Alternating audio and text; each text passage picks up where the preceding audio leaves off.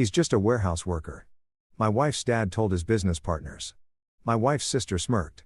So embarrassing. I smiled silently. The TV in the room began. Meet the tech world's newest billion-dollar CEO. Look, I've survived a lot of uncomfortable situations in my 29 years on this planet. I've sat through 4-hour board meetings where venture capitalists argued about the font size on our pitch deck. I've endured software deployment disasters at 3 o'clock in the morning while surviving on stale coffee and the crushing weight of investor expectations. Hell, I once had to fire my best friend's cousin because he kept using company servers to mine Bitcoin. But nothing, and I mean absolutely nothing, could have prepared me for the psychological warfare disguised as a friendly dinner invitation from my father-in-law, Harold Lansing. The phone call came on a Tuesday afternoon while I was debugging a critical algorithm that would save our clients approximately $12 million annually in operational costs. You know, just casual Tuesday stuff. Harold's voice boomed through my speakerphone with that particular brand of condescension that only wealthy men who peaked in the 80s seemed to master. "Noah, my boy," he said, and I could practically hear the golf clap in his tone. "I'm having my quarterly business dinner at Morton Steakhouse this Friday. Thought it might be good for you to attend. Meet some successful people. You know, maybe someone there can help you find a real job." A real job? Those 3 words hung in the air like a fart in an elevator. Impossible to ignore and deeply offensive. I had to physically bite down on my tongue hard enough to taste copper because the alternative was explaining to my wife why I just told her father exactly where he could shove his quarterly business dinner. Here's the thing that made my eye twitch. I'd been running flow grid systems for 5 years. 5 entire years of 16-hour days, cold pizza at midnight, and enough stress to give a Buddhist monk anxiety disorder. We had 128 employees who depended on me for their mortgages, their kids' braces, their dreams of actually retiring before they turned 80. We were pulling in $360 million in annual revenue.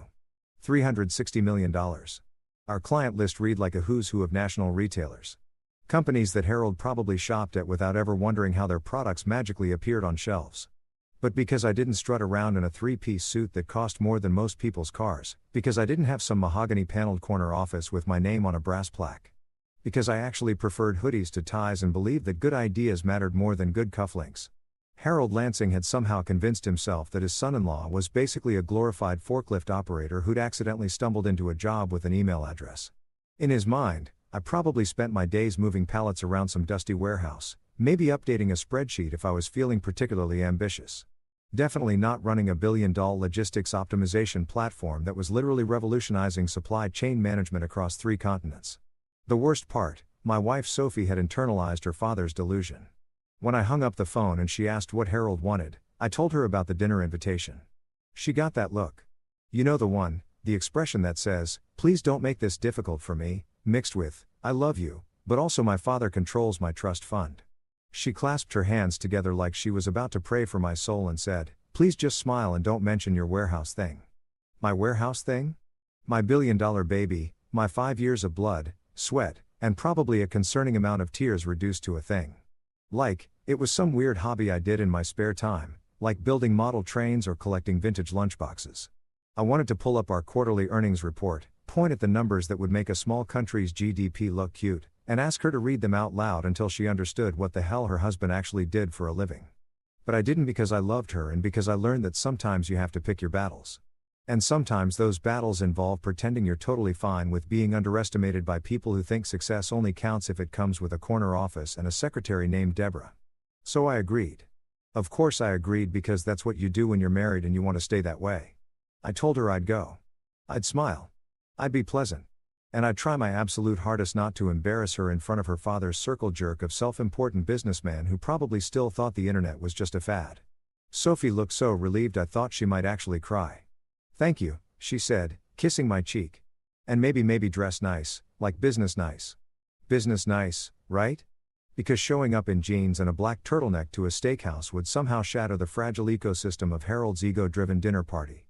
But here's where I decided to have a little fun with it. If they were going to treat me like some clueless warehouse worker anyway, why should I dress up like I was trying to impress them? Why should I squeeze into some uncomfortable suit and pretend to be someone I wasn't just to make Harold feel validated in his assessment of me? Screw that. I was going to show up exactly as I was. Jeans, black turtleneck, and my best calm before the storm. Expression that I perfected over years of dealing with incompetent middle managers and investors who thought they knew my business better than I did. Friday rolled around with all the enthusiasm of a root canal appointment. I stood in front of my closet looking at the one suit I owned, the one I'd bought for my wedding and hadn't touched since, and I laughed. Actually laughed out loud like a maniac. Sophie poked her head into the bedroom, already dressed in some elegant cocktail dress that probably cost more than my entire wardrobe combined. "What's funny?" she asked, suspicious. "Nothing," I said, grabbing my favorite pair of dark jeans and my lucky black turtleneck, the one I'd worn when we'd closed our Series B funding. "Just thinking about how tonight's going to be a real educational experience." She frowned, but didn't push it. 20 minutes later, we were in the car heading to Morton's, and I could feel Sophie's anxiety radiating off her in waves. She kept glancing at my outfit, then at me, then back at my outfit like if she looked hard enough, I might spontaneously transform into the corporate clone her father wanted me to be. "You look casual," she finally said, which in wife speak translated to, "You look like you're about to disappoint my entire family." "I look comfortable," I corrected. "There's a difference." She sighed. That deep, exhausted sigh that married people perfect over time. "Just please don't mention Flow Grid. Don't talk about work. Don't get into it with my dad. Just smile, eat your steak, and let's get through this. Don't mention the company I'd built from scratch. Don't talk about the thing I was most passionate about. Just sit there like a good little son-in-law and let Harold and his buddies pat each other on the back for being so very successful while I nodded along like an extra in the background of their personal business theater. Sure, absolutely. What could possibly go wrong?" As we pulled into the parking lot of Morton's, I saw Harold standing outside in his power suit, checking his Rolex like time itself owed him money. He spotted our car and his face did this micro-expression thing. A flash of disappointment so quick you'd miss it if you weren't looking for it. But I was looking for it. I was always looking for it. This was going to be one hell of a dinner. The moment I stepped out of the car, Harold's eyes locked onto my outfit with the kind of horror usually reserved for natural disasters or finding out your accountant has been creative with your taxes. He looked at my jeans, then at my turtleneck, then back at my jeans. Like maybe if he blinked hard enough I'd transform into someone wearing a proper suit with a tie that cost more than a mortgage payment. His face went through this fascinating journey of emotions, confusion, disappointment, resignation, and finally landing on barely concealed disgust. It was like watching someone discover their lottery ticket was one number off, except the lottery ticket was me and the winning number was apparently dressing like you give a damn.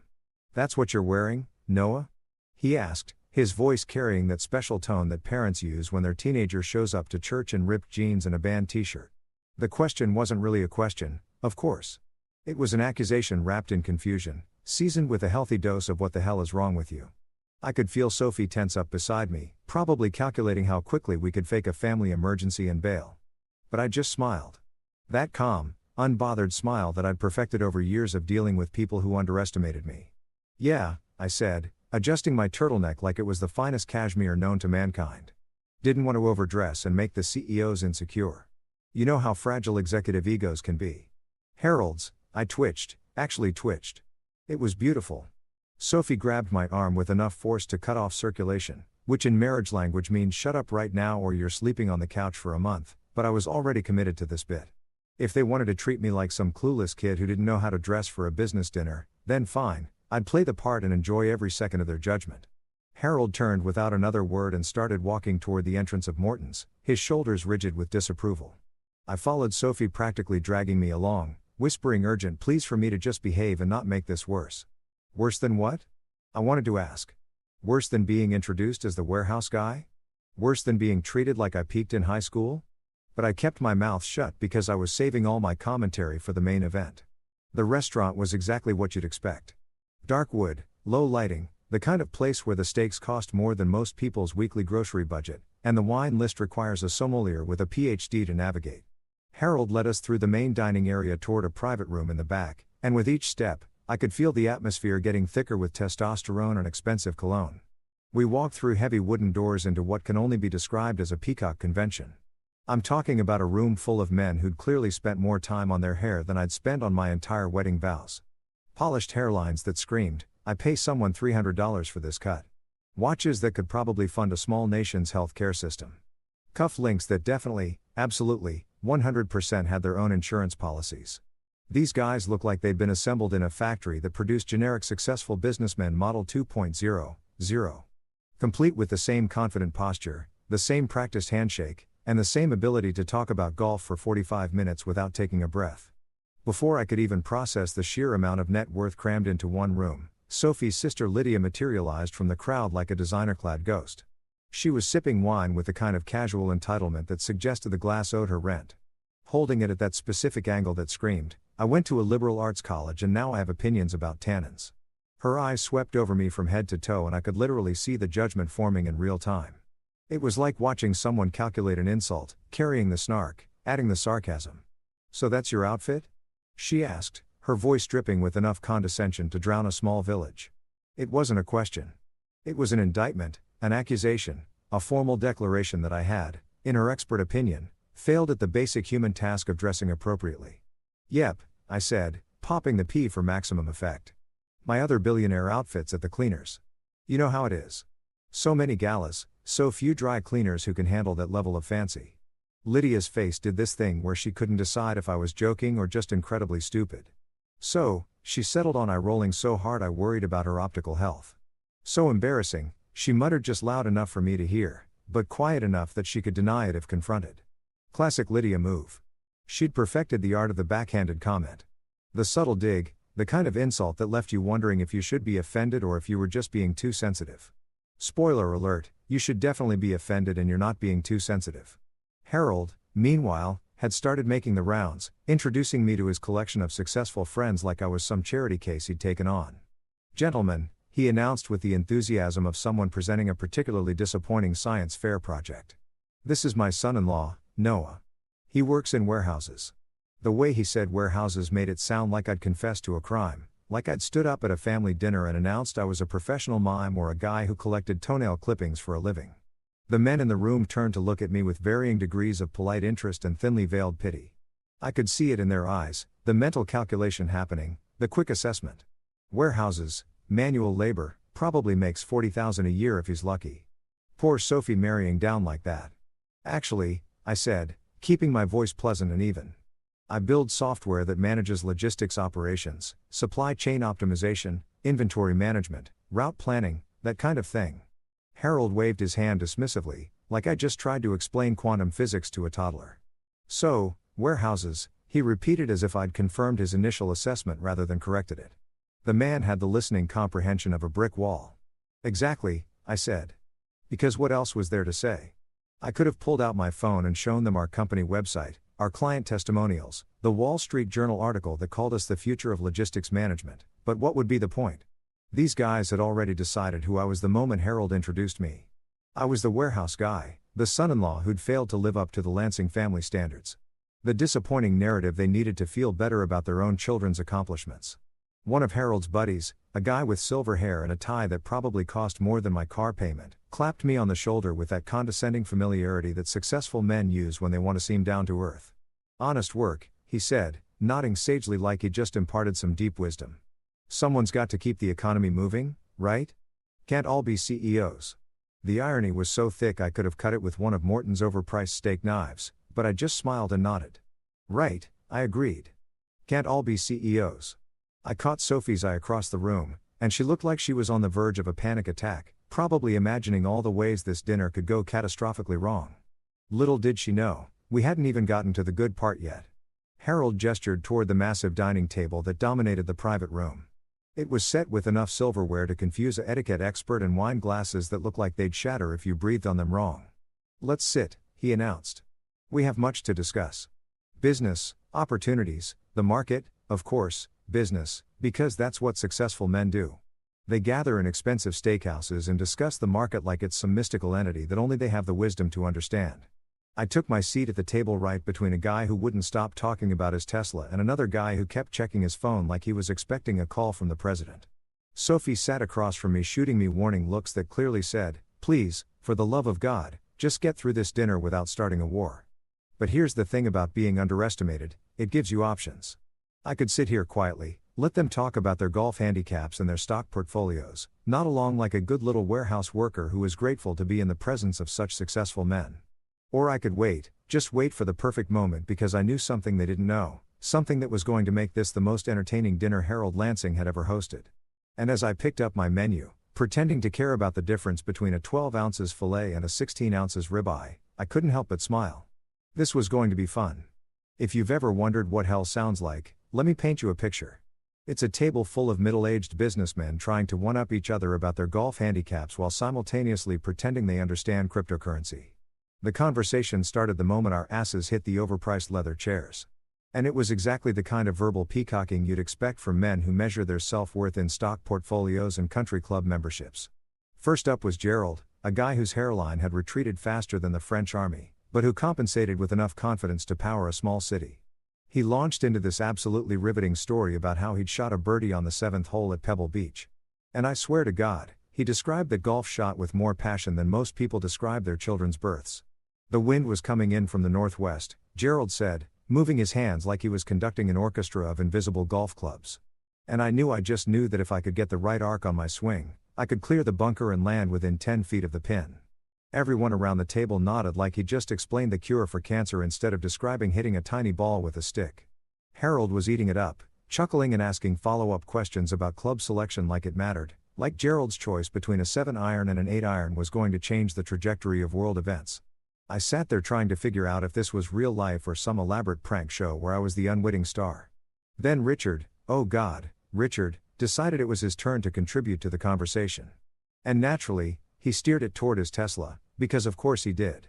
Every person who owns a Tesla has this uncontrollable urge to tell you about their Tesla within the first 5 minutes of meeting them.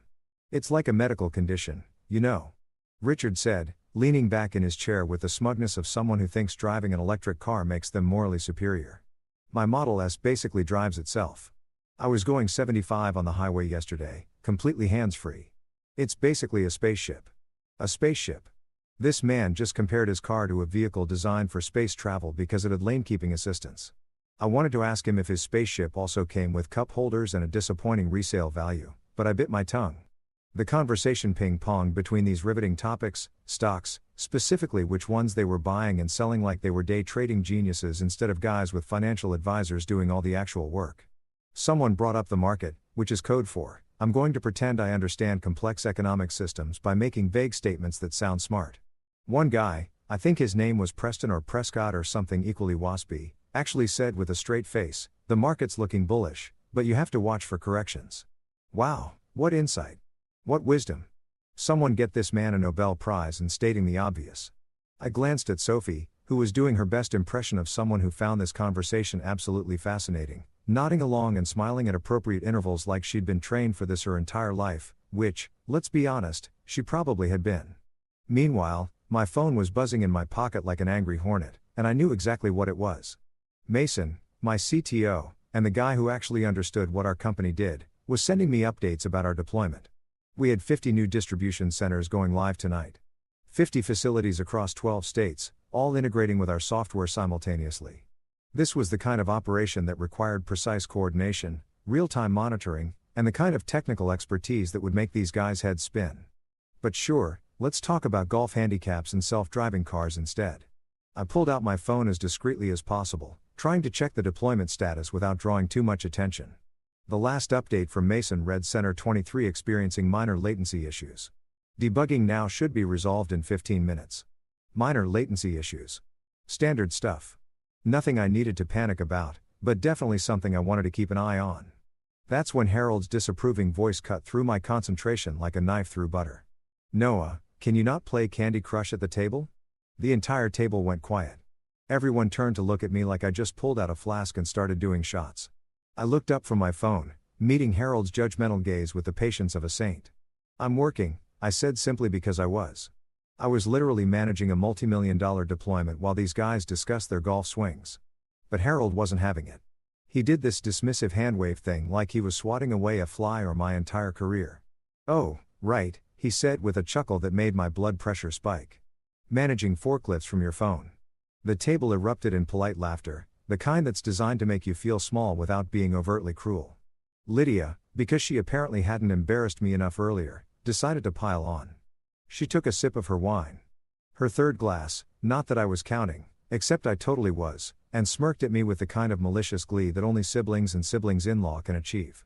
He's really passionate about his little project, she said, emphasizing little project, like she was talking about a child's lemonade stand or a hobby involving model trains.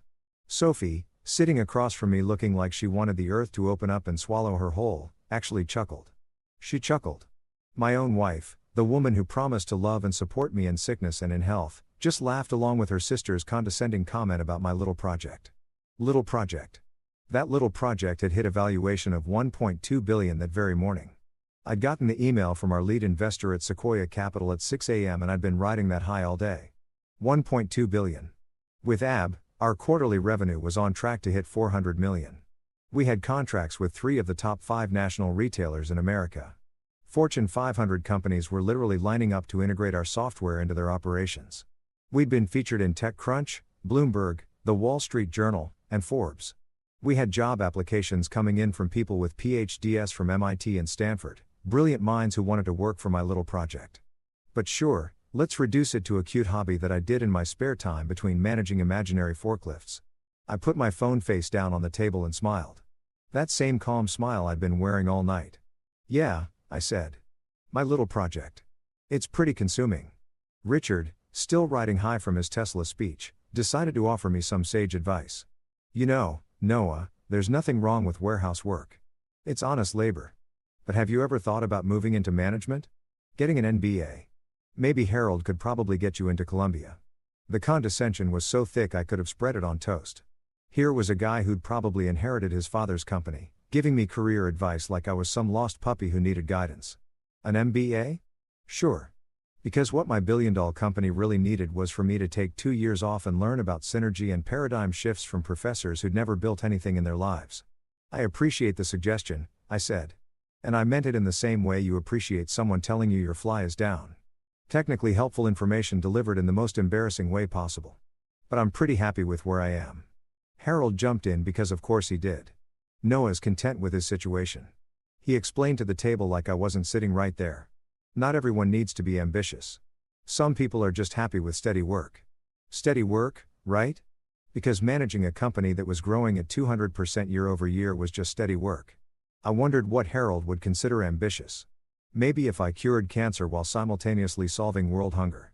Even then, he'd probably ask why I wasn't wearing a tie. The waiter arrived with our appetizers. And I'd never been so grateful for a distraction in my life. Shrimp cocktail, oysters, some kind of fancy salad that cost $30 and consisted mostly of air and arugula. Everyone dove in, the conversation shifting mercifully away from me and towards some discussion about real estate investments in the Hamptons. I took the opportunity to check my phone again, shielding the screen with my hand like a teenager hiding their text messages from their parents. Mason's latest update. Latency issues resolved. All 50 centers operational. Deployment success rate 98.7%. I smiled at that 98.7%. In the tech world, that was basically a perfect score. But I couldn't celebrate, couldn't share this victory with anyone at this table because they wouldn't understand. They wouldn't get why I was grinning at my phone, why this mattered, why managing a successful deployment of this scale was a bigger achievement than any golf shot or stock trade they discussed all night. So, I just sat there eating my overpriced shrimp cocktail, listening to Gerald describe his vacation home in Martha's Vineyard with the same enthusiasm most people reserve for their firstborn children. And I waited because I knew something was coming. I could feel it in my bones. That perfect storm of karma and coincidence that was about to make this the most memorable dinner Harold Lansing had ever hosted. And when it hit, oh man, it was going to be spectacular. The main courses arrived with all the ceremony of a royal coronation, massive steaks that probably required their own zip code, lobster tails the size of small dogs, and side dishes that cost more than most people's monthly utility bills. The waiters moved around our table like they were performing surgery, placing each plate with the kind of precision usually reserved for defusing bombs. Everyone made the appropriate appreciative noises. Because apparently when you pay $75 for a piece of meat, you're obligated to act like you've just witnessed a miracle. Gerald actually moaned when he cut into his ribeye, which was both unsettling and exactly the kind of performance I'd come to expect from this crowd. I was halfway through my filet mignon, which for the record was pretty damn good, even if it did cost more than my first car when Robert Crane decided to take an interest in me. Robert was different from the other guys at the table. He was younger, maybe early 40s, and he had this sharp, analytical look in his eyes that suggested he actually paid attention to things instead of just waiting for his turn to talk. He'd been quiet most of the dinner, observing more than participating, which immediately made him the most tolerable person in the room besides me. He set down his fork, wiped his mouth with his napkin like he was preparing for something important, and turned to me with genuine curiosity. "So, Noah," he said, and I braced myself for another condescending question about warehouse management or forklift certification. What exactly do you do at the warehouse? His tone was polite, professionally interested, the kind of question you ask at networking events when you're trying to figure out if someone is worth talking to or if you should excuse yourself to grab another drink. Before I could even open my mouth to answer, before I could explain what I actually did for a living, Harold swooped in like a vulture spotting roadkill. He helps move boxes, Harold announced to the table. And I swear he said it with the same tone you'd use to say he picks up trash on the highway. Or, he's still trying to figure out what he wants to be when he grows up. Harold continued, warming to his topic like a professor giving a lecture on disappointment. Not glamorous, but hey, someone's got to do it. The patronizing smile on his face was absolutely magnificent in its condescension. He looked so pleased with himself, so satisfied with this explanation of my life's work. I could see it in his expression, the pride of a man who'd just successfully explained why his son-in-law was basically a blue-collar worker with delusions of grandeur. Someone's got to do it.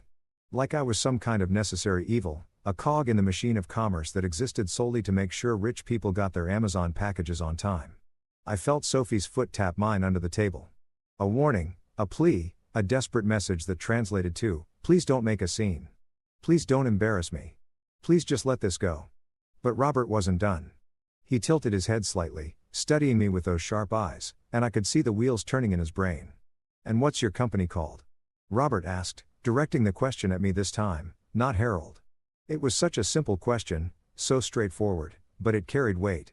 Because the question itself implied something that Harold had conveniently ignored, that I had a company, not just a job, not just a position, but a company. My company. I paused for a moment, letting the silence stretch just long enough to be noticeable, and then I said it. Flow Grid Systems. I kept my voice casual, like it was no big deal, like I was just stating a fact as mundane as my eye color or shoe size. But I watched Robert's face carefully, looking for any flicker of recognition, any sign that the name meant something to him. And there it was. His eyes widened slightly, just a fraction, but enough that I noticed. His hand, which had been reaching for his wine glass, stopped mid-motion. For exactly 3 seconds, Robert Crane sat completely still, processing what I'd just said like a computer that had encountered an unexpected error. Then, moving with the deliberate slowness of someone who couldn't quite believe what they were doing, he pulled out his phone. The rest of the table was still talking, still engaged in their discussion about whether the Dow Jones was going to hit 40,000 or whatever arbitrary number made them feel smart, completely oblivious to the fact that everything was about to change. Robert's thumbs moved across his screen, typing with the focused intensity of someone searching for something specific. I knew exactly what he was doing. He was Googling my company. He was fact-checking me, and I loved it. I watched his face go through the most beautiful transformation. First confusion, his eyebrows scrunched together as he stared at his screen. Then recognition, his eyes going wide as he read whatever he was seeing. Then shock, his mouth opening slightly in surprise. And finally disbelief as he looked up from his phone to stare at me like I just told him I was actually a prince from a small European country who'd been living undercover as a commoner. The Flow Grid Systems, Robert said. And his voice had completely changed. Gone was the polite professional interest. This was something else entirely.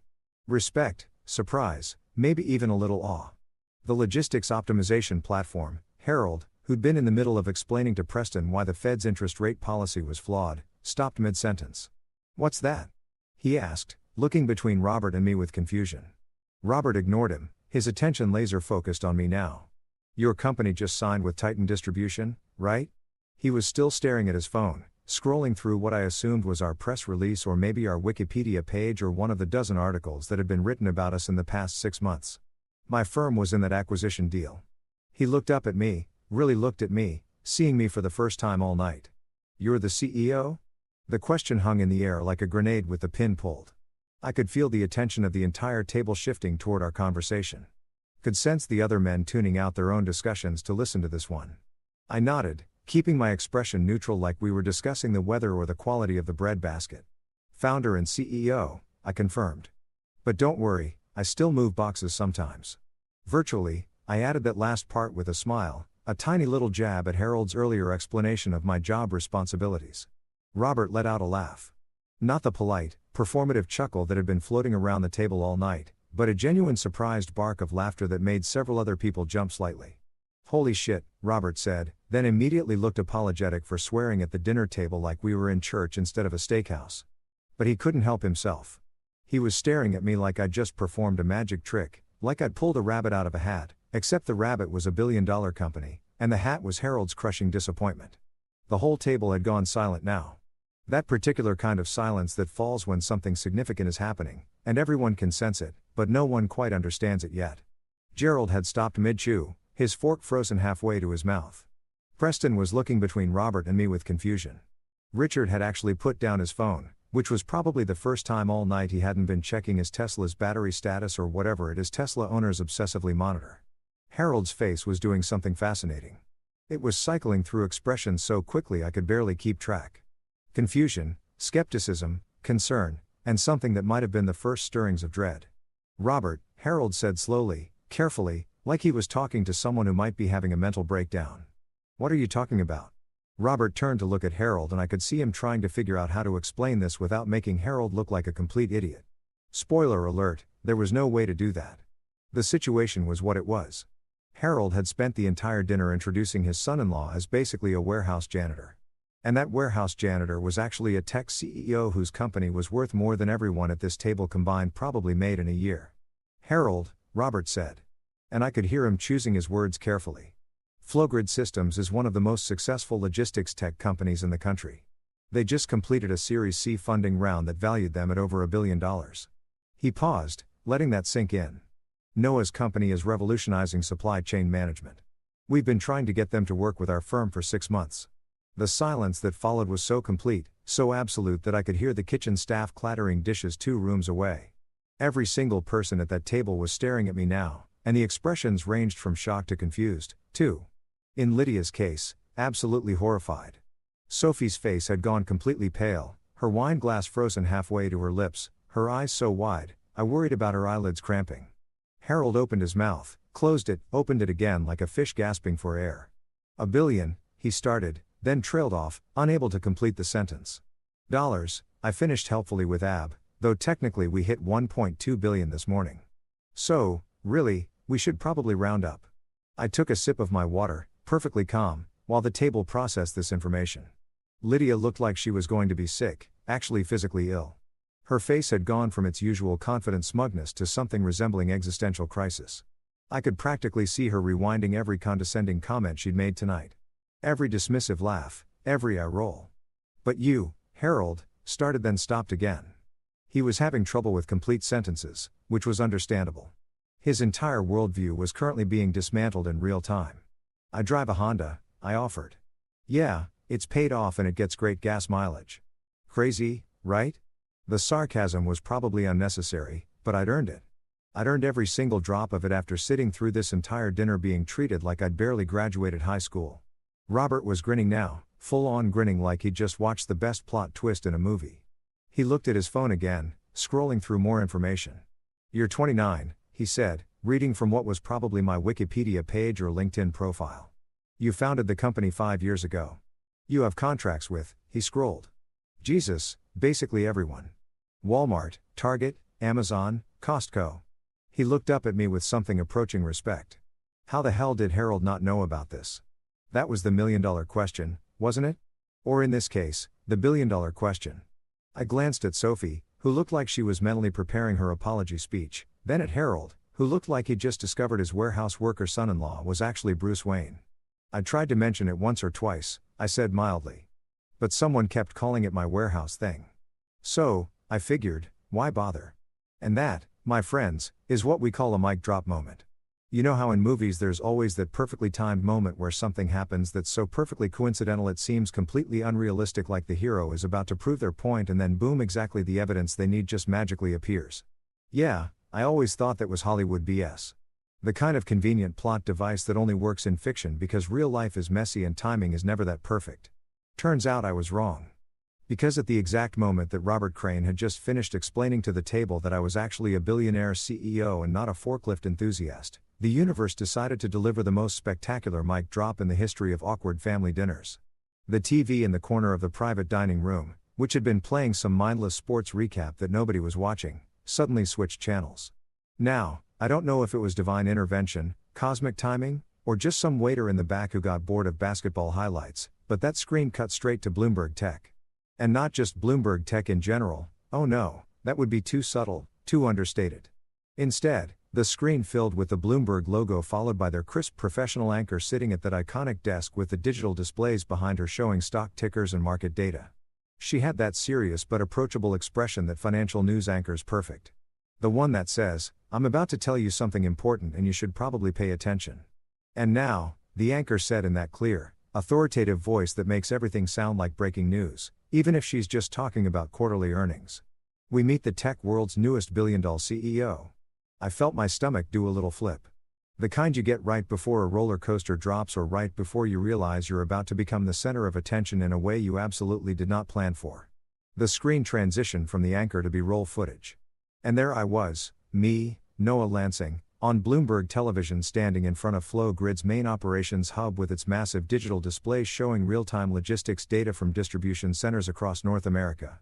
I was wearing, and this detail feels important, a black turtleneck and jeans. The same outfit I was currently wearing, the same outfit that Harold had looked at 2 hours ago with the kind of disappointment usually reserved for failed solids. The camera had caught me mid-explanation, gesturing toward one of the screens while our head of operations stood next to me, nodding along. I remembered that interview.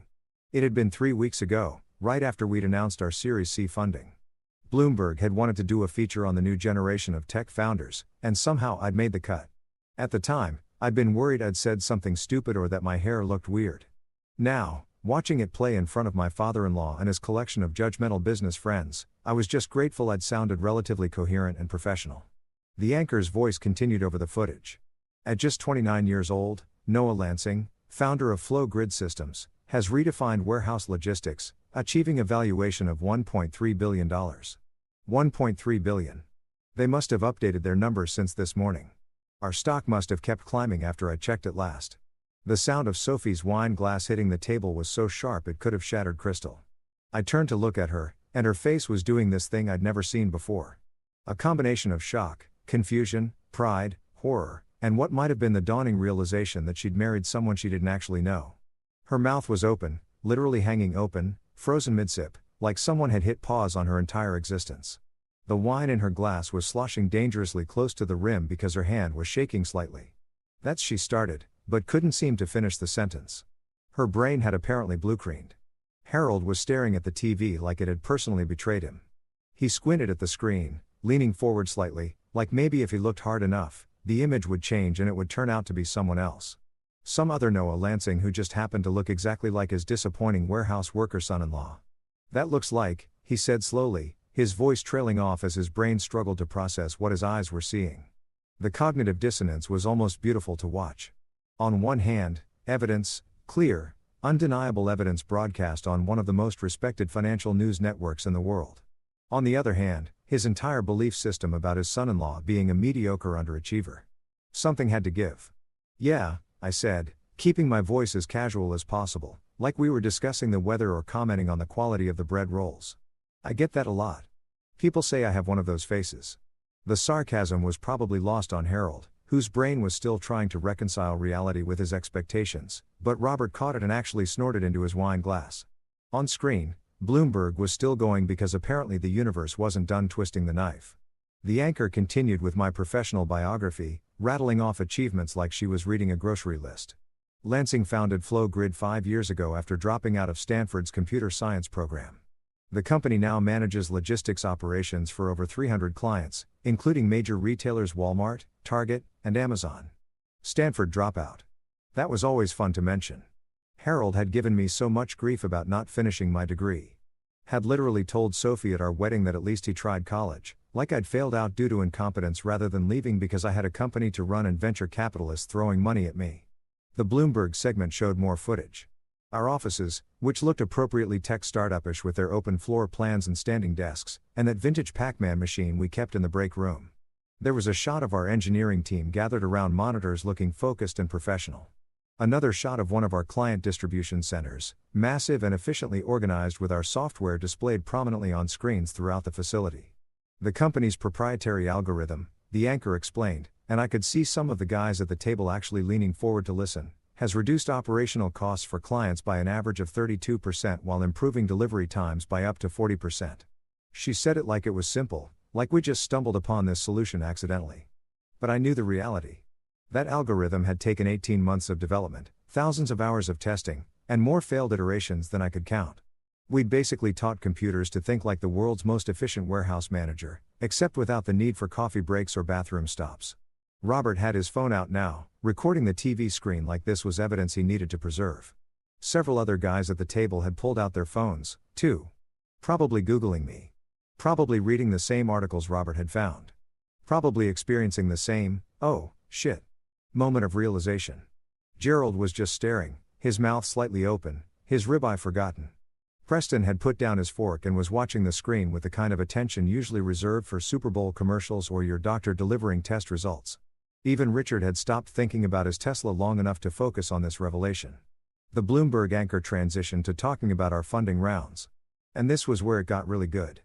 Fluoride has raised over $90 million from top-tier venture capital firms including Sequoia Capital, Andre Horowitz, and Benchmark. She listed them like she was reading off an honor roll. And I could see the recognition in the eyes of the guys at the table. These weren't just random investors. These were the investors, the ones that every startup founder dreams about, the firms that had backed Google, Facebook, Uber, Airbnb, the ones with the Midas touch, and they'd bet on me on my warehouse thing. Recent reports, the anchor continued, and I braced myself because I knew what was coming next, indicate that FlowGrid is in talks for a potential acquisition by Microsoft with preliminary valuations exceeding $2 billion. Okay, so that part wasn't actually confirmed yet. We were in preliminary discussions, very preliminary, the kind of early stage conversations where everyone's just feeling each other out and nothing's certain. But Bloomberg had gotten wind of it somehow, probably from the same source that had leaked half the other tech acquisitions in the past year, and they'd run with it. $2 billion with AB again with the B. That letter was doing a lot of heavy lifting tonight. Harold made a sound that I can only describe as a strangled gasp, like someone had punched him in the stomach and he was trying not to show it. He turned to look at me, really look at me, and I could see him reassessing everything. Every conversation we'd ever had, every dismissive comment, every time he'd introduced me as the warehouse guy or suggested I needed to find a real job, all of it was being recontextualized in real time. And the expression on his face suggested the realization was not comfortable. Lydia, bless her judgmental heart, looked like she was going through the 7 stages of grief simultaneously. Her face had gone from smug to shocked to horrified to something that might have been respect, but looked more like she was trying not to throw up her expensive dinner. Sophie was still frozen, her wine glass still suspended in midair, her eyes moving between the TV screen and my face like she was watching a tennis match. I caught her eye and gave her a little shrug like, surprise honey, your husband isn't actually a failure. She looked like she wanted to say something, probably something along the lines of, why didn't you tell me? Or how did I not know this? But the words weren't coming. Her mouth opened and closed a few times, but no sound emerged. It was like watching a computer try to boot up after a major system crash. The Bloomberg segment wrapped up with one final shot of me standing in front of our logo, looking reasonably professional and psych, while the anchor delivered her closing line. At an age when most people are still paying off student loans, Noah Lansing has built an empire, one optimized warehouse at a time. The screen transitioned to a commercial for some investment firm, and the spell broke. Everyone at the table seemed to exhale at once, like they'd been holding their breath for the entire segment. The silence that followed was so thick you could have cut it with a knife. Nobody was eating. Nobody was drinking. Everyone was just sitting there processing, trying to figure out what the hell they were supposed to say. And me, I just picked up my fork and went back to my steak, which had gotten slightly cold during all the excitement, but was still pretty damn good. So, I sat into the silence, cutting another piece of meat with deliberate casualness. Anyone else want to tell me about their golf handicap? I was really enjoying those stories. Robert was the first one to break the silence, and God bless him for it, because the tension in that room was thick enough to require a machete. He let out this laugh, not the polite, restrained chuckle that business dinners require, but a full-throated, genuine belly laugh that echoed off the wood-paneled walls. He slapped the table hard enough to make the silverware jump and turned to Sophie with this absolutely gleeful expression. "You're joking, right?" he said, pointing between her and me like we were some elaborate prank. "You're married to the FlowGrid guy." The way he said it made it sound like I was some kind of celebrity, which I guess in the tech and logistics world, I kind of was. But hearing it out loud in front of my wife, who just spent the last 2 hours apologizing for my existence, was particularly satisfying. Sophie's mouth was still doing that fish out of water thing, opening and closing without producing actual words.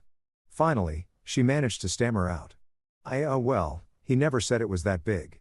The defense was weak, and we both knew it. I tried to tell her about the company multiple times, but every time I brought up Flow Grid, she'd gotten this glazed look in her eyes, the same expression people get when you try to explain cryptocurrency or the plot of a Christopher Nolan movie. She'd pat my hand and say something like, "That's nice, honey," before changing the subject to something she actually cared about, like her book club or whether we should repaint the living room. And when her family asked what I did, she'd just say something with warehouses because that was easier than trying to understand or explain the actual complexity of supply chain optimization software. I leaned back in my chair, absolutely savoring this moment, and looked at Sophie with the kind of loving exasperation that only comes from being married to someone who doesn't listen. "Sweetheart," I said, keeping my voice gentle but loaded with just enough sarcasm to make my point. "You told me not to embarrass you tonight. Mission accomplished." The irony was beautiful. She'd been so worried about me embarrassing her by being too casual, too unprofessional, too much of a disappointment in front of her father's successful friends. And now here we were with her being embarrassed for completely different reasons. Mainly that she'd been married to a billionaire CEO for 2 years and somehow never bothered to figure that out. Harold's friend Peter, who'd been quiet most of the night, probably because he was the only one smart enough to realize he didn't know everything, was furiously scrolling through his phone. His eyes were scanning the screen with the intensity of someone cramming for a final exam. "Bloomberg says, you raised $50 million from Sequoia," he said, looking up at me with something approaching awe. Sequoia Capital. Just saying that name in tech circles is like dropping the mic. They'd backed Apple, Google, YouTube, Instagram, basically every company that had ever mattered. And they'd backed us. They'd taken one look at our pitch deck, our metrics, our vision, and they'd written a check so big it had made my hands shake when I deposited it. "Yep," I confirmed, taking a sip of water like we were discussing the weather. They insisted on paying for dinner after the deal closed. But I told them I had stake plans. It was a joke, obviously, but the table didn't know how to react. Was I being serious? Was I actually that casual about turning down dinner with one of the most prestigious VC firms in the world? The answer was no. I'd absolutely had dinner with them. But the confused looks on their faces were worth the little white lie. Lydia, who'd been suspiciously quiet since the Bloomberg revelation, finally found her voice. She was still gripping her wine glass like it was a life preserver. And her face had this pinched quality that suggested she was doing complex mental math about every condescending comment she'd made in the past 2 hours. "You never mentioned any of this," she said. And there was accusation in her voice, like somehow this was my fault, like I'd deliberately hidden my success just to make her look bad, rather than the reality, which was that nobody had ever bothered to ask or listen. I set down my fork and looked at her directly, letting the moment breathe. Every time I did, someone called it my warehouse job. I replied, keeping my tone even and factual. It wasn't angry. It wasn't bitter. It was just true. And the truth, as they say, hurts like a son of a. I could see the realization hitting her. The memories flooding back of all the times she'd dismissed me, rolled her eyes, made little comments about my cute little project or my warehouse thing. Robert was still grinning like a kid on Christmas morning. He pulled up our company website on his phone and was scrolling through it with genuine interest. "Classic," he said, shaking his head with admiration. "This is absolutely classic. You've been sitting here all night letting Harold introduce you as a warehouse worker while you're actually..." He checked his phone again. Forbes 30 under 30 TechCrunch headline, Wall Street Journal front page. He looked at me with new respect. How did they not know? It was a fair question. How does someone's family not know they're successful? But the answer was simpler than people wanted to admit. Because they never asked. Because they'd made assumptions based on how I dressed and where I didn't work. And those assumptions were more comfortable than the truth.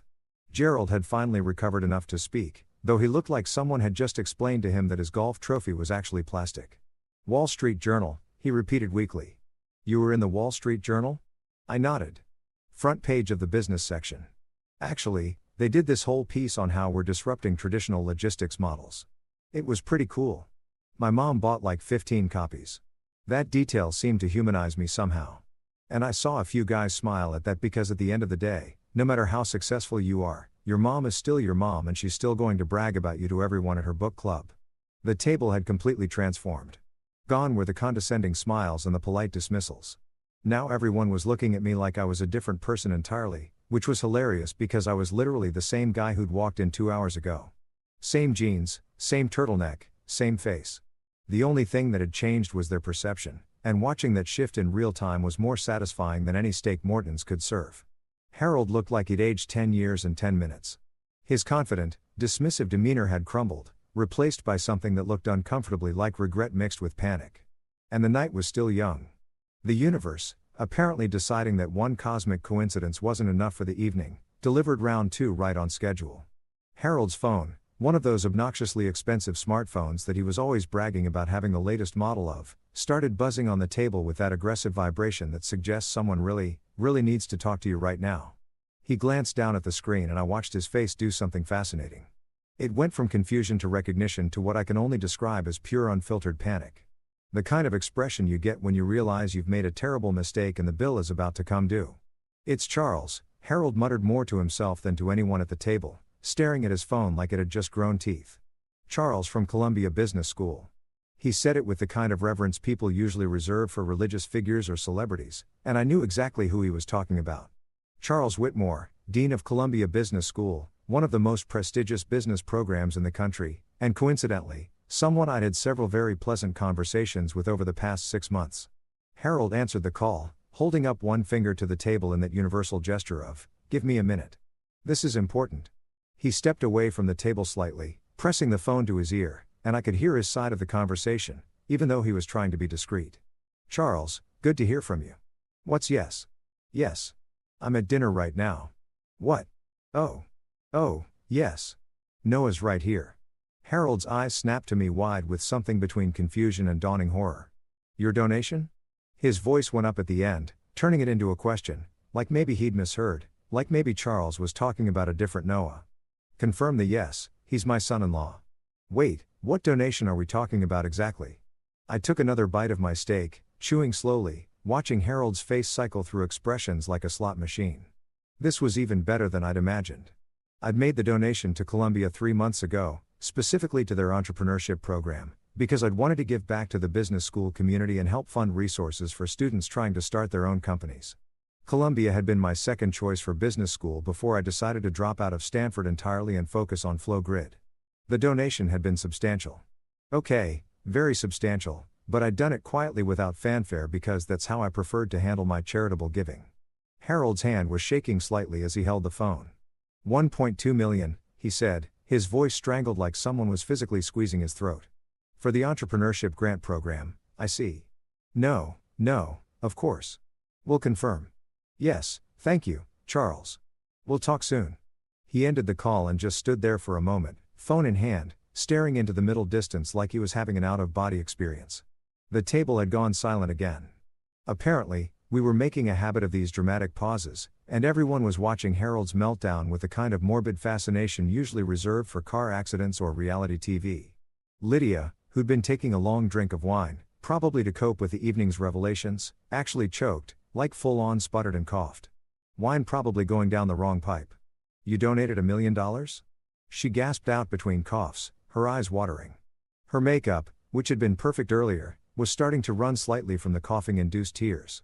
And I'd never seen her look less composed. It was glorious. "Technically 1.2.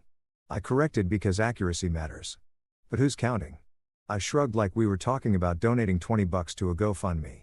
"Not over $1 million to one of the country's top business schools. Columbia is doing great work with their entrepreneurship program. They needed funding for student resources, mentorship programs, startup seed money. It felt like the right thing to do." Robert had gone back to his phone, scrolling with increased fervor, and he let out a low whistle. "Dude," he said, and the casualness of the word dude at this formal business dinner somehow made it more impactful. "Your Forbes 30 Under 30 TechCrunch headline, Wall Street Journal front page. How did they not know?" He gestured around the table, indicating the collective ignorance of my in-laws and their business associates. It was a question I'd been asking myself for years, honestly. How do you live with someone, be married to someone, be related to someone, and not know basic facts about their life? The answer, I'd learned, was simple. You don't ask. You make assumptions, and then you never bother to check if those assumptions are correct. "Family group chats are complicated," I said with a half smile, which was the understatement of the century. Our family group chat was a wasteland of ignored messages and changed subjects. Anytime I tried to share news about FlowGrid, a new funding round, a major client, an industry award, the conversation would immediately pivot to something else. Sophie's mom would post a picture of her cat. Lydia would ask about restaurant recommendations. Harold would share some article about the stock market. It was like my messages existed in a parallel dimension that nobody else could see. After a while, I just stopped trying. What was the point of sharing your achievements with people who'd already decided you weren't achieving anything worth noting? Suddenly, Harold stood up from his position near the wall where he'd taken the call. He cleared his throat with the kind of theatrical formality that suggested he was about to make a speech. And oh boy, was I ready for this. The entire table turned to look at him. Forks paused mid-bite, wine glasses frozen in mid-air. Everyone, Harold began, his voice carrying that forced joviality of someone trying to save face after a catastrophic error in judgment. I owe my son-in-law an apology. The words looked like they physically pained him to say, like each syllable was a small knife wound. Turns out he's not just a warehouse worker. He paused for what I assume he thought was dramatic effect. He owns the warehouses. It was such a Harold thing to say. Even in his apology, he had to make it about ownership, about possession, about the metrics of success. He understood. I could have let it slide. Could have just nodded and accepted the apology gracefully. But where's the fun in that? Technically, the software that runs them, I corrected, keeping my tone light and educational, but close enough. It was a small correction, but an important one. I didn't own warehouses. That would make me a real estate mogul. I own the technology that made warehouses run efficiently, that saved companies millions of dollars, that revolutionized how products moved from manufacturers to consumers. The distinction mattered, at least to me. Preston, who'd been quiet for most of the dinner, but was apparently now feeling brave enough to speak up, leaned forward with his elbows on the table. So, the Bloomberg segment said, "You're in acquisition talks with Microsoft?" It was phrased as a question, but it was really a request for confirmation, for validation, for more details about something so massive it probably kept him up at night just thinking about it. I nodded slowly because yes, we were in talks with Microsoft, but those talks were preliminary and confidential and definitely not something I should be discussing at a dinner table with people I barely knew. But the cat was already out of the bag, scratching up the furniture and knocking over expensive vases. Early stages, I said, choosing my words carefully.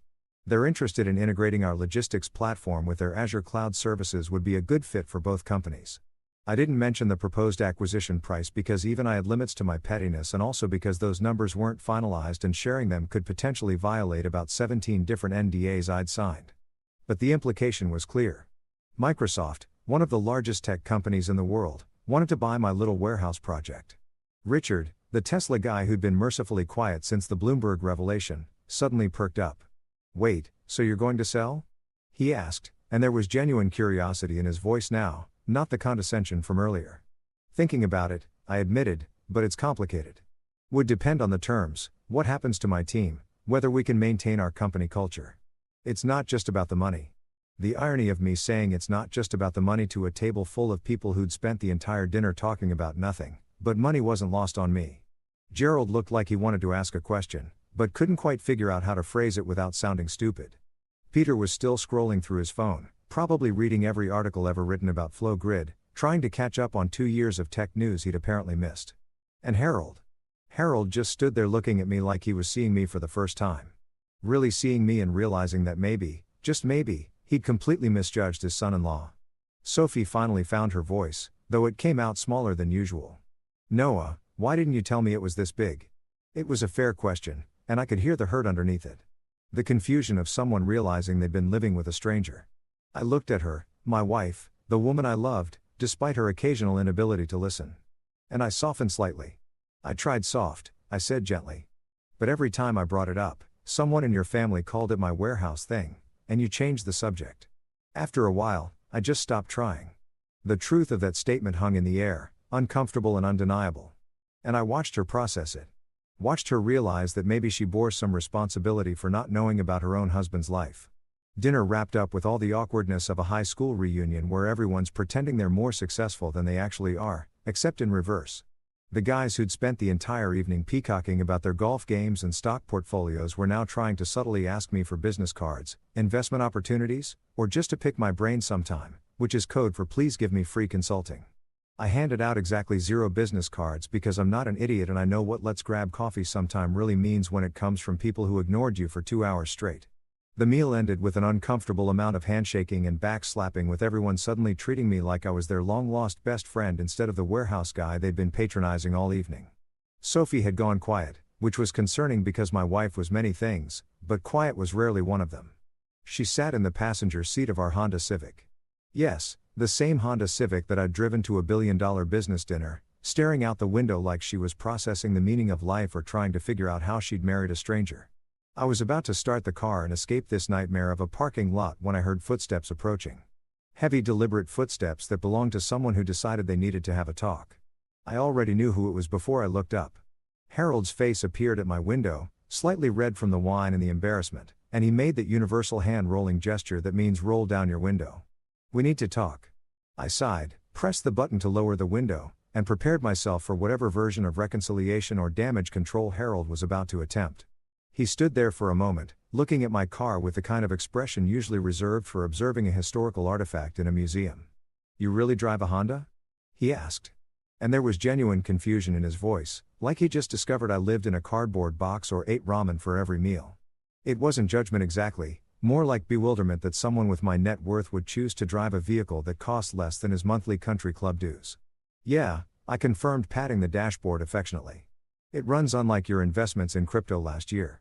Okay, so that was a low blow, but Harold had spent last Thanksgiving explaining to the entire family how he was getting in early on some cryptocurrency that was definitely going to be the next Bitcoin, and then proceeded to lose about $40,000 when it turned out to be a scam run by a guy in his mom's basement. I tried to warn him. I'd sent him articles. I'd explained the red flags. But Harold had that special kind of confidence that comes from being successful in one field and assuming it translates to every other field. So he'd ignored me. The crypto had crashed. Harold had never mentioned it again. And I'd filed that information away for future use. Future use being right now. Apparently Harold's face did this complicated thing where he clearly wanted to be offended but also knew he deserved that jab. He settled on a sort of resigned sigh. The sound of a man who'd lost the moral high ground and knew it.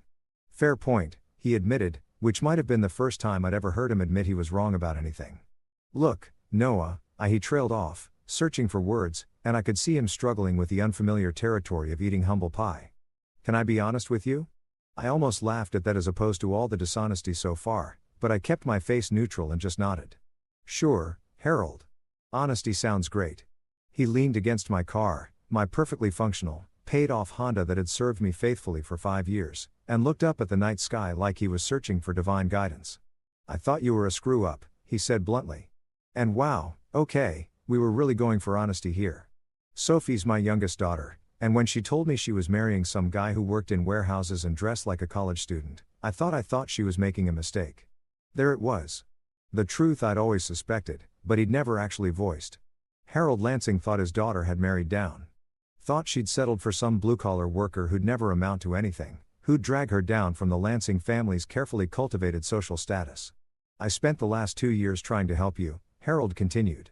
And I could hear the genuine conviction in his voice, which almost made it worse. "The networking dinners, the job suggestions, the introductions to people who might hire you. I thought I was being a good father-in-law. I thought I was giving you opportunities you couldn't get on your own. The road to hell, they say, is paved with good intentions."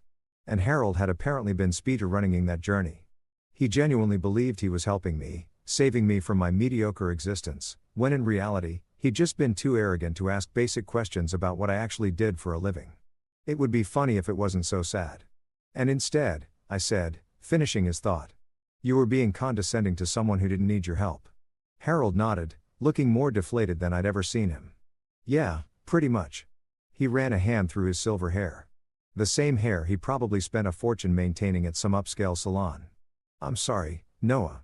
Really, I judged you without knowing anything about you, and I was wrong. It was a decent apology, all things considered. No excuses, no justifications, just an admission of wrongdoing. I could respect that, even if I was still annoyed about the 2 years of subtle insults and patronizing dinner conversations. "I appreciate the apology," I said, and I meant it. "But Harold, you could have just asked. At any point in the last 2 years, you could have asked me what I actually did instead of assuming." He winced at that, which was fair. "You're right. I should have. You dress so casually and you're so young and you never talk about work at family dinners because every time I tried someone changed the subject I pointed out and I dress casually because I work in tech. Have you seen what Mark Zuckerberg wears? Steve Jobs literally wore the same outfit every day.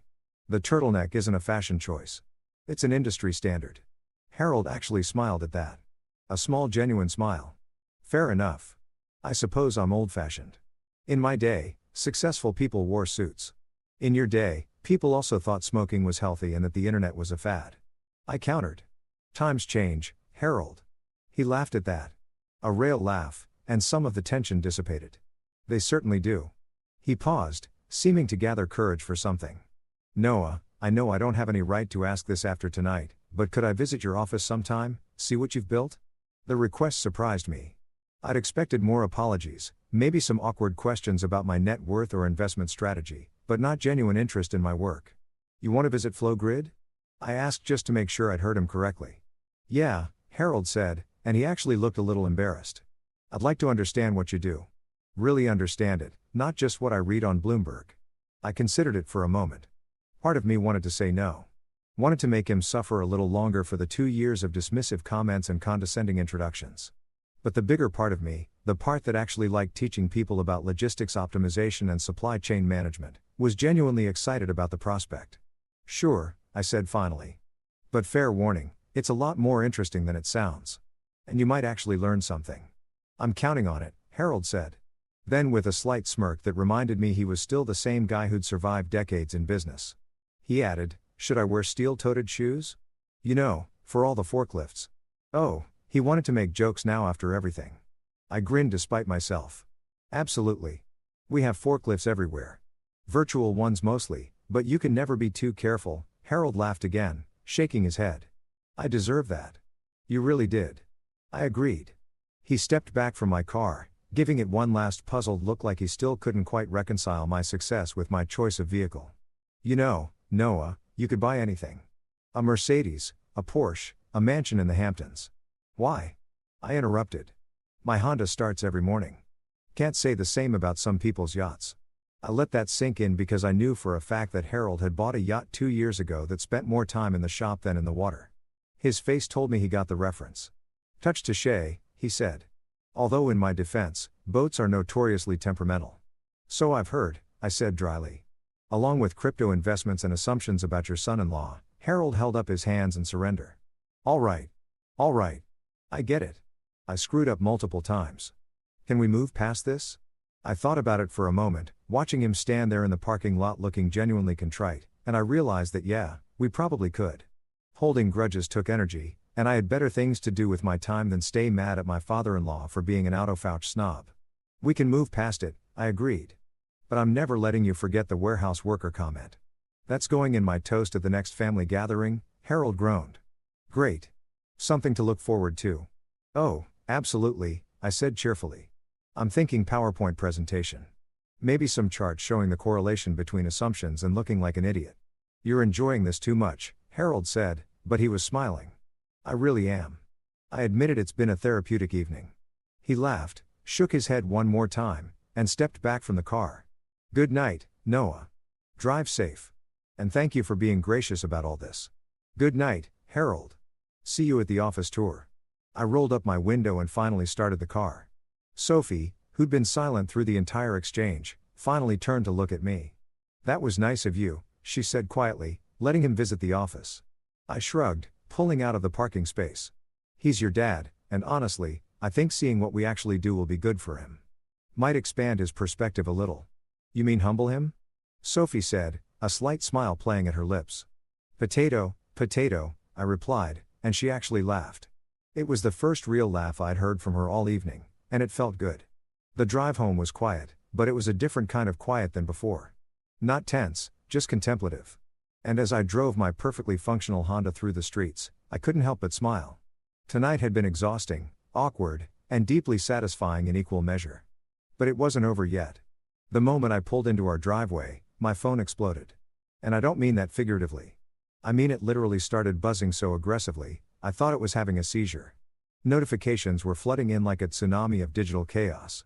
Investors congratulating me on the Bloomberg feature, clients asking if the Microsoft acquisition rumors were true, journalists requesting interviews, LinkedIn connection requests from people I'd never heard of, and about 47 texts from people who suddenly remembered they knew me after seeing my face on financial television.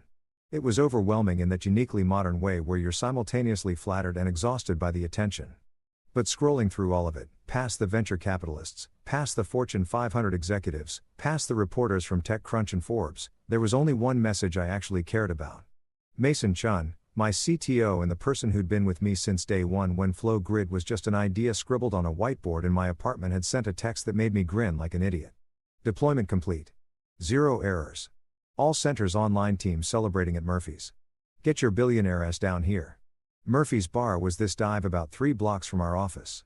The kind of place that served beer in plastic cups and had peanut shells on the floor and absolutely zero pretension. It was the polar opposite of Morton Steakhouse. And right now, that was exactly what I needed. I looked at Sophie, who was still processing the evening's revelations with the shell-shocked expression of someone who just discovered their spouse had a secret identity. I need to go check on the team, I said, already knowing what her response would be. She blinked at me, confusion crossing her face. Now it's almost 10 o'clock. Yeah, we just completed a major deployment. 50 distribution centers went live tonight while I was eating overpriced steak and being insulted by your family. My team pulled it off perfectly and they're celebrating. I should be there.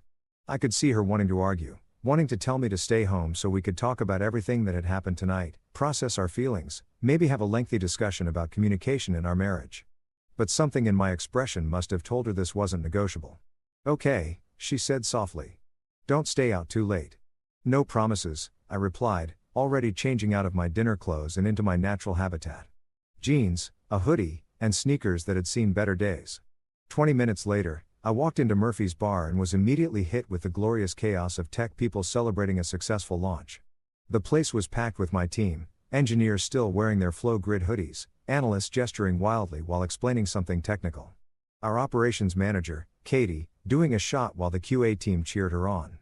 This was my real family. These were the people who actually understood what I did, who knew the difference between an API and an algorithm, who'd worked alongside me through countless all-nighters and impossible deadlines. The moment I walked through the door, someone spotted me and yelled, "Noah's here."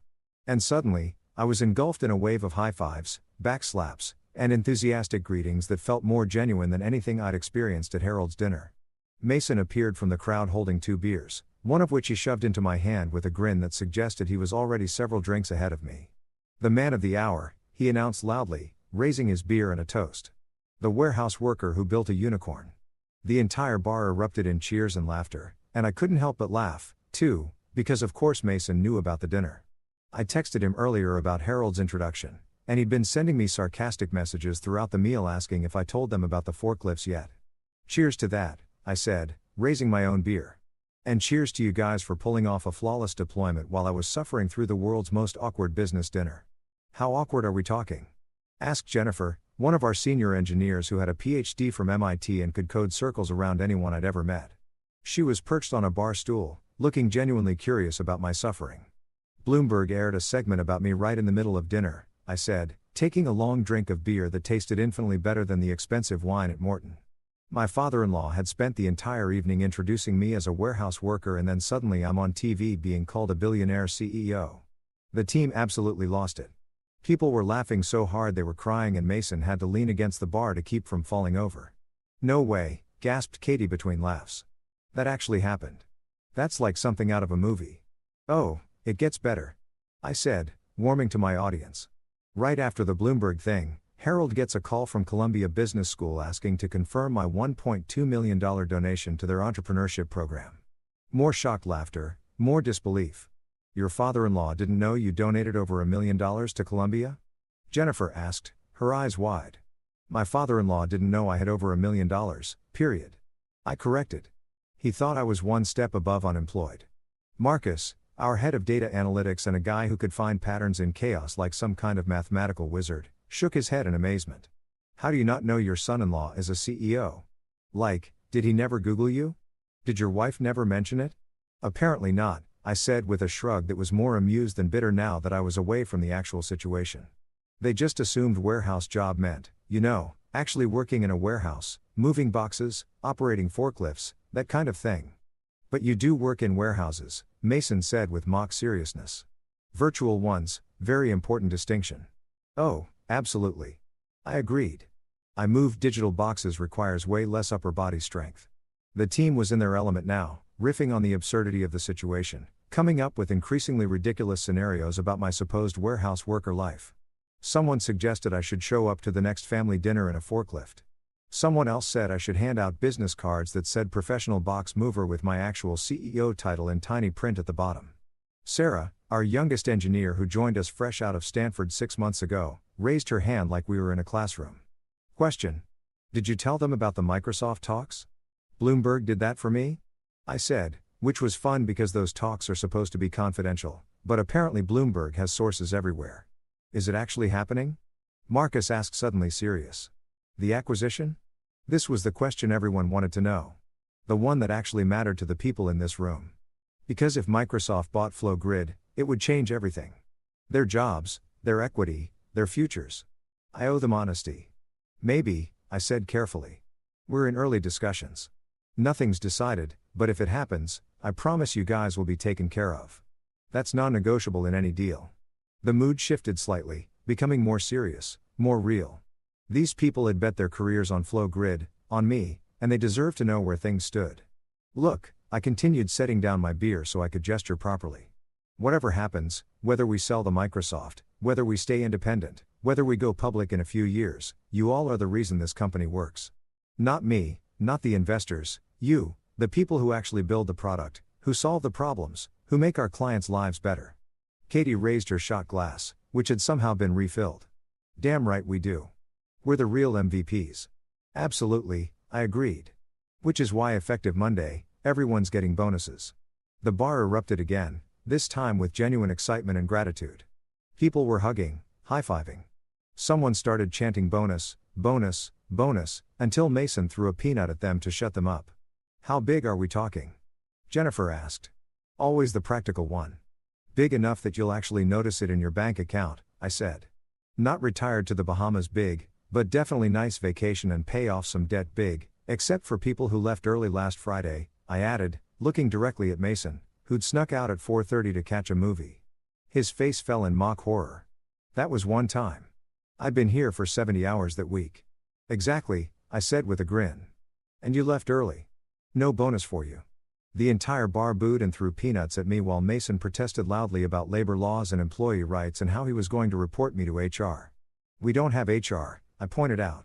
You're thinking of Katie, who handles that stuff in addition to operations, and she's currently doing shots.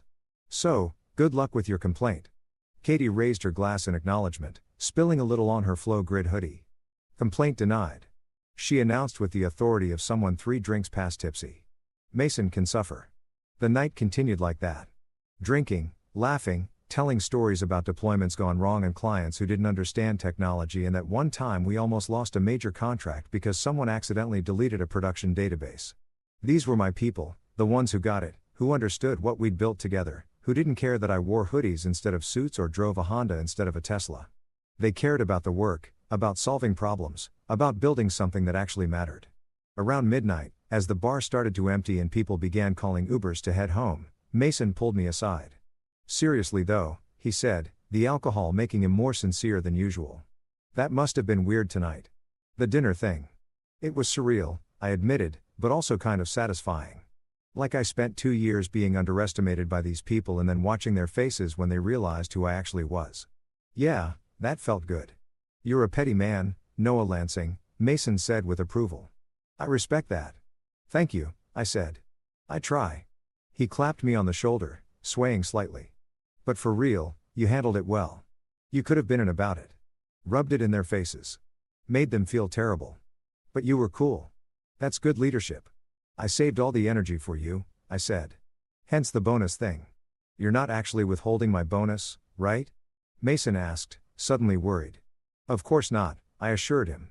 But I'm going to bring it up at every team meeting for the next month. Fair, he conceded. I deserve that. I left Murphy's around 1 o'clock in the morning, pleasantly buzzed and genuinely happy in a way I hadn't been at the fancy steakhouse dinner. The night air was cool, the street was quiet, and my phone had finally stopped buzzing quite so aggressively. I had texts from Sophie asking when I'd be home, a few more investor emails I'd deal with tomorrow, and one message from Harold sent 20 minutes ago. Thank you again for tonight. Looking forward to the office visit, Harold. I smiled at that, typed back a quick anytime, and headed to my car. Tomorrow would bring more chaos, more interview requests, more questions about Microsoft, more family members suddenly interested in my life. But tonight, right now, I was just a guy who'd built something cool with a team of brilliant weirdos. And that felt pretty damn good. I got home around 2 o'clock in the morning trying to be quiet as I fumbled with my keys at the front door, only to find Sophie waiting up for me on the couch. She was still in her dinner dress, a glass of wine in hand, her fourth or fifth of the evening if I had to guess. And she had that look on her face. You know the one, the we need to talk, and I've been rehearsing this conversation in my head for the past 3 hours. Look. I braced myself for the discussion I'd been avoiding all night. The one where she asked me why I never told her about the scope of my success, why I let her and her family think I was basically nobody. Why our entire marriage might have been built on a foundation of miscommunication and assumptions. But instead of launching into the speech I could see forming behind her eyes, Sophie just looked at me for a long moment and said, "I'm sorry." Those 2 words hung in the air, simple and unexpected, and I felt something shift in my chest. I should have listened, she continued, setting down her wine glass with deliberate care. You tried to tell me about Flowgrid, about what you were building, and I didn't pay attention. I thought it was boring tech stuff, and I didn't realize that boring tech stuff was actually changing entire industries. She laughed, but it was tinged with sadness and embarrassment. I'm married to someone I don't actually know. That's pretty messed up, isn't it? I sat down next to her, still smelling like Murphy's Bar, beer and peanuts, and the kind of honest celebration that doesn't require expensive wine. It's not entirely your fault, I said, because it wasn't. I could have been more insistent. Could have made you sit down and actually understand what I was doing instead of just accepting that you weren't interested. But I should have been interested, Sophie countered. You're my husband. Your work is important to you, and I just dismissed it. Like, it didn't matter. She picked up her phone from the coffee table and showed me the screen. She'd been reading articles about Flowgrid, TechCrunch, Bloomberg, Forbes, The Wall Street Journal. Piece I'd mentioned at dinner. I've been reading about you for the past 2 hours, she said. About my own husband. That's insane. Better late than never. I offered with a slight smile and she laughed again. This time more genuinely. I told Dad and Mom everything after you left, Sophie said. Well, everything I learned from Google, which is apparently more than I learned in 2 years of marriage. She paused, scrolling through her phone. Mom called Lydia crying. Happy crying. I think she kept saying, our son-in-law is on Bloomberg. Like it was the greatest achievement in family history. I could picture that scene perfectly. Sophie's mother, who'd always been kind to me, but clearly worried her daughter had married someone without prospects, suddenly realizing that her son-in-law was more successful than anyone else in the family combined. And Lydia? I asked, genuinely curious about how my sister-in-law was handling the revelation. Lydia locked herself in her room and won't come out. Sophie said with a smirk. I think she's dying of embarrassment. She sent me a text that just said, I'm never showing my face at family dinner again. Dramatic, I commented, but fair. My phone buzzed again. It hadn't really stopped buzzing since I'd left Murphy's, and I glanced at the screen to see another text from Sophie, except she was sitting right next to me. I looked at her confused, and she gestured to my phone. Read it, she said. I opened the message. Dad told Mom. Everyone's shocked. They're proud. I'm sorry I didn't believe in you sooner. I looked up from my phone to see her watching me. Vulnerable in a way I hadn't seen in a long time. I mean it, she said softly. I'm really sorry, Noah. You deserved better than being treated like your work didn't matter. It's okay, I said, and I meant it. The anger and frustration I'd felt during dinner had mellowed into something more manageable, more forgiving. You just married your own case study and not judging books by their covers. She smiled at that, a real smile that reached her eyes. I guess I did. She leaned her head on my shoulder and we sat like that for a moment in comfortable silence, the kind that only comes after you've survived something weird and difficult together. So Sophie said eventually, are you actually going to sell to Microsoft? Maybe, I said. Honestly, it's complicated. On one hand, it's a lot of money and great resources for the team. On the other hand, I like being independent, making my own decisions, not having to answer to corporate overlords. Whatever you decide, Sophie said. I support you even if I don't fully understand the technical details. That's all I ask. I said, well, that and maybe occasionally listening when I talk about work. Deal. She agreed. But you have to explain it in terms I can understand. Use analogies. Compare it to shopping or reality TV or something I actually know about. I'll work on my metaphor game, I promised. My phone buzzed again. Jesus, didn't these people sleep? But this time, it was worth checking. Mason had sent a photo from Murphy's. The entire team crowded into the frame, drinks raised, grinning like idiots with the caption, "The real MVPs," followed by about 15 emojis. I showed it to Sophie. "That's my team," I said. "The people who actually make Flow Grid work, they look happy," she observed. "They are happy," I confirmed, "because they're building something that matters and they're doing it with people who get it. No pretense, no judgment, just good work and mutual respect." "Is that a dig at my family?" Sophie asked, but she was smiling. "Maybe a little," I admitted. I leaned back into the couch, feeling the exhaustion of the day finally catching up with me. Tomorrow would bring a whole new set of challenges.